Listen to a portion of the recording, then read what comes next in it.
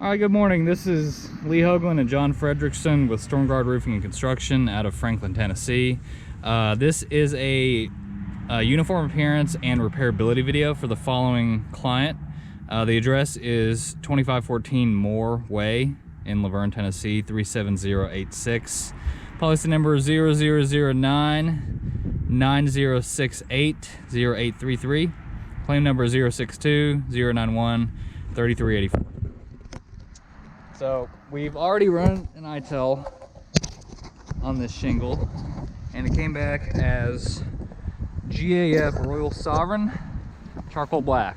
Now, for the purposes of this video, we can see, as previously documented by the adjuster, we've got missing shingle on the left slope there, as well as several missing shingles up on the right side, and we've also got damaged shingles just below the ridge cap.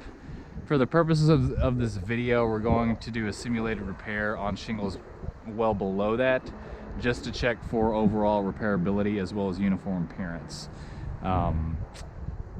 It's very obvious that we would need to remove the entire ridge cap in order to replace those shingles directly below it. But again, for the purposes of this video, we're not going to be doing that today. We don't want to do more harm than good. So we've got a brand new bundle of GAF Royal Sovereign. This is the charcoal. So go ahead and open this guy. All right, so this is the matching shingle per the ITEL report, and the ITEL report is going to be, of course, attached. And we'll go ahead and grab 2 of these. All right, so we've already performed a tarping on the roof in order for us to be able to remove the shingle, and we maintained it on a single slope so as not to disturb the rear slope per proper repair practices. So the first thing we want to look at here is going to be uniform appearance. And as you can see very clearly, this is not a uniform appearance shingle. Pretty noticeable difference on appearance.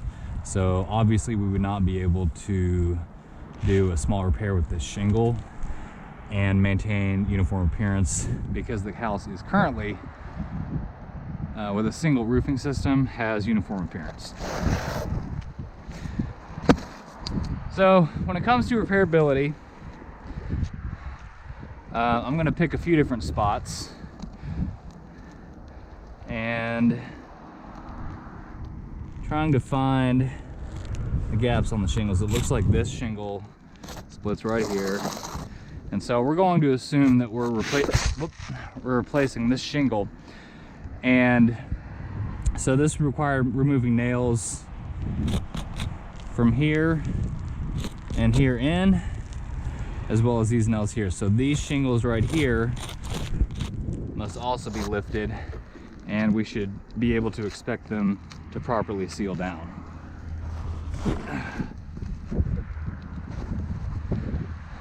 So first thing I'm checking for is going to be 2 things: pliability and material transfer. Now, as a roofer, there are several things we look for. Pliability, of course, is the most common, because it determines whether or not you can perform a single shingle repair without causing damage to the adjacent shingle directly above it. Because on a 3-tab pattern, they are staggered. Anytime you remove, if we were replacing this shingle, which is one single piece across here, we would need to disturb at least 4 tabs, which would involve 2 shingles. If we damage either one of them and have to replace those, then we have to, of course, remove shingles above it, and it just dominoes all the way to the top. But for now, let's check this shingle and determine if we have material transfer or not. So I'm gonna need to go ahead and pull these 4 tabs. Now, doing a very gentle prying technique to ensure that I'm not causing any damage that is unnecessary or unwarranted. And as you can see here, even with very gentle prying, we've got a torn shingle. Okay, that's a repairability issue there.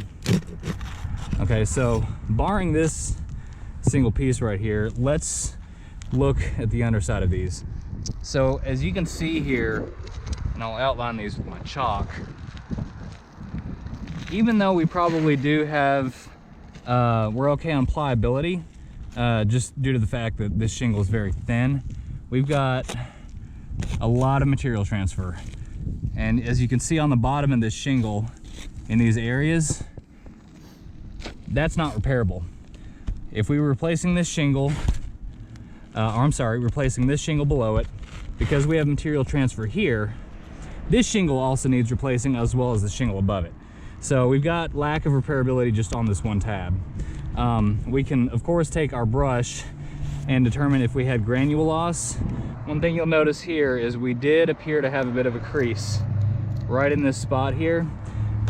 For the purposes of this video, when we look at this shingle, when I brush it, we've got no appearance of cracking or fracturing to the mat. We do have heat blistering, and that's normal to see.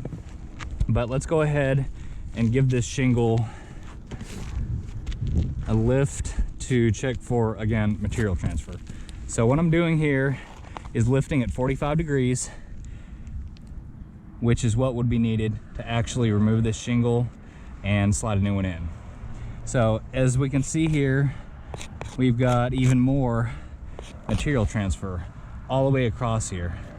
When we look at the underside of this shingle, we've got fiberglass mat showing across all 4 sealant lines. This shingle has to be replaced. So being that we've already determined that these 2 tabs would be no good for resealing, let's look at the underside of just the one above it. When we look at this, we have yet again material transfer. If you look at the underside of this shingle above it, as well as the other 2 adjacent tabs, are no longer usable.